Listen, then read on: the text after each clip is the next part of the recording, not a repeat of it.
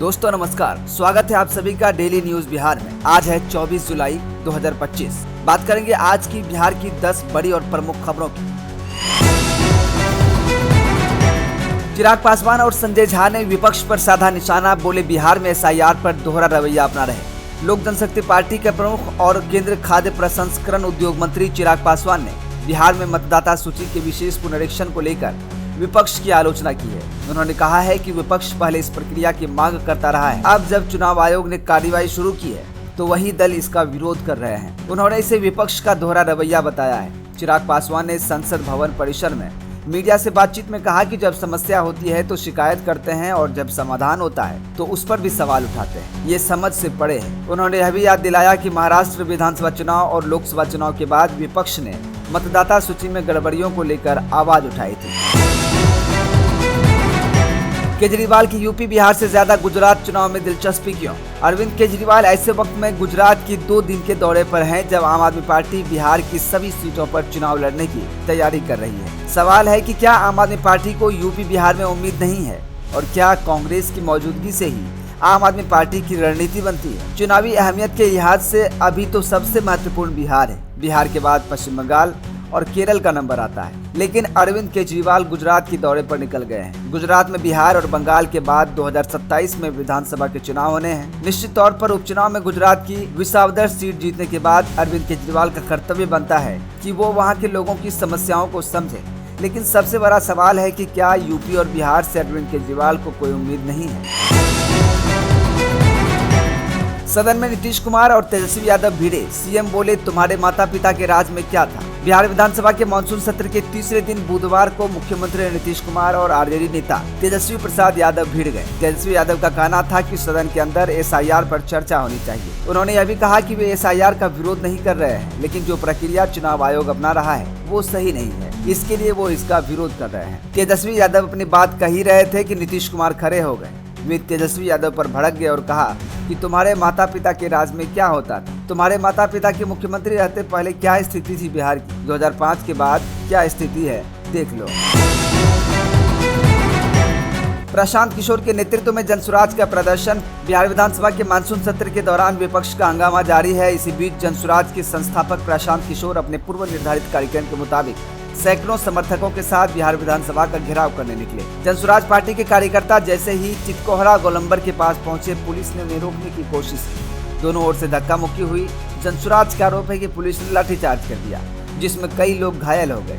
जनसुराज के संस्थापक प्रशांत किशोर ने कहा कि अभी तो जंग की शुरुआत हुई है, इनका जीना हराम कर देंगे। अभी 3 महीने बाकी हैं। इनको पता नहीं है कि बिहार की जनता बदलाव चाहती है, इन भ्रष्टाचारियों को हटाना चाहती है। ये लोग सदन में और पुलिस के पीछे छिप नहीं सकते हैं। उन्होंने कहा कि पुलिस का क्या है, जो ऊपर बैठे हैं उनके अनुसार काम करती है। पुलिस अपना काम कर रही है और हम अपना काम कर रहे हैं। पुलिस ने रोक दी है, रुके हुए हैं, लोकतंत्र है, जब मन होगा उठकर चल देंगे। इस दौरान जमकर बवाल हुआ। जनसुराज के कार्यकर्ता जमकर नारेबाजी कर रहे हैं।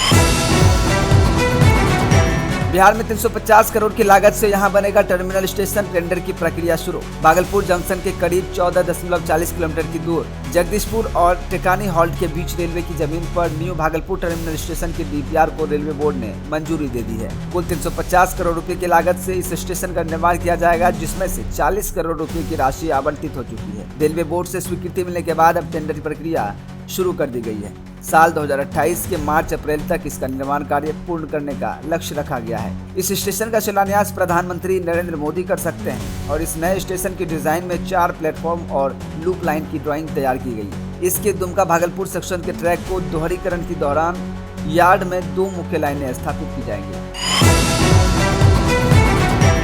बिहार में आपसी विवाद बढ़ा तो पत्नी ने पति की जीभ काटकर किया अलग, हायर सेंटर करना पड़ा रेफर। बिहार में आपसी विवाद बढ़ा तो पत्नी ने अपने पति की जीभ को काटकर ही अलग कर दिया। जख्मी पति को अस्पताल भेजा गया, जहां स्थिति गंभीर देखते हुए उसे हायर सेंटर रेफर कर दिया गया। गयाजी के खिजरसराय थाना क्षेत्र में मामूली बात पर शुरू हुई इस बहस ने हिंसक रूप लिया और पत्नी ने अपने पति की जीभ ही काट ली। इतना ही नहीं, हैरान करने वाली बात तो यह है कि अपने पति के कटे हुए जीभ को पत्नी निगल भी गई। पति की हालत गंभीर है, इसलिए इलाज के लिए अस्पताल में भर्ती कराया गया है।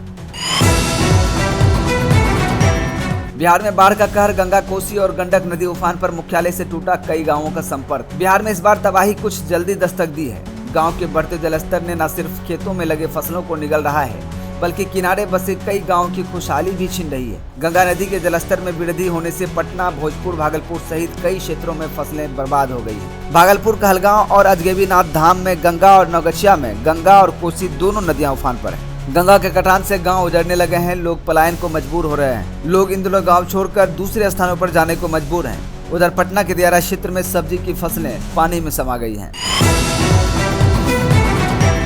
भारत पाकिस्तान कस रही शिकंजा, पाकिस्तान को लेकर खेल विधेयक में आएगा ये प्रावधान। लोकसभा में बुधवार को पेश किए गए राष्ट्रीय खेल प्रशासन विधेयक के अनुसार केंद्र सरकार को असाधारण परिस्थितियों में भारतीय टीमों और व्यक्तिगत खिलाड़ियों की अंतर्राष्ट्रीय भागीदारी पर उचित रोक लगाने का अधिकार होगा। खेल विधेयक में राष्ट्रीय हित में निर्देश जारी करने और रोक लगाने की शक्ति संबंधी धारा भी शामिल की गई है, जो भारतीय टीमों और खिलाड़ियों की अंतर्राष्ट्रीय स्तर पर भागीदारी को स्पष्ट करता है। खिलाड़ियों की भागीदारी का मामला अक्सर पाकिस्तान के संबंध में सामने आता है। विधेयक में कहा गया है कि केंद्र सरकार असाधारण परिस्थितियों में और राष्ट्रीय हित में एक आदेश के द्वारा संबंधित खेल की किसी राष्ट्रीय टीम की अंतर्राष्ट्रीय खेल प्रतियोगिताओं में भागीदारी या राष्ट्रीय खेलों की गतिविधियों में किसी व्यक्ति की भागीदारी पर उचित रोक लगा सकती है। यह विधेयक संसद के दोनों सदनों में पारित होने और उसके बाद राष्ट्रपति की मंजूरी के बाद ही अधिनियम बनेगा। सलमान खान ने बताई बालकनी बुलेट प्रूफ करवाने की वजह, कहा फैन चढ़कर बालकनी पर आते थे और वहीं सो जाते थे, सिक्योरिटी के लिए करना पड़ा। बॉलीवुड के भाईजान सलमान खान के गैलेक्सी अपार्टमेंट में बीते साल गोलियां चलाई गई थी।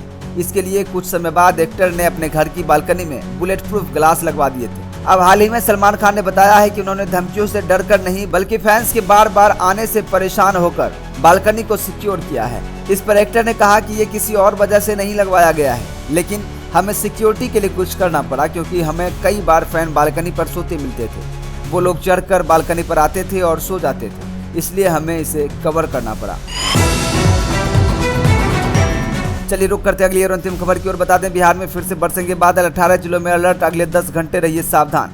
बिहार में एक बार फिर मौसम ने करवट ली है। जुलाई के इस महीने में जहां कभी तेज धूप लोगों को परेशान कर रही थी, वहीं अब फिर से झमाझम बारिश का सिलसिला शुरू हो गया है।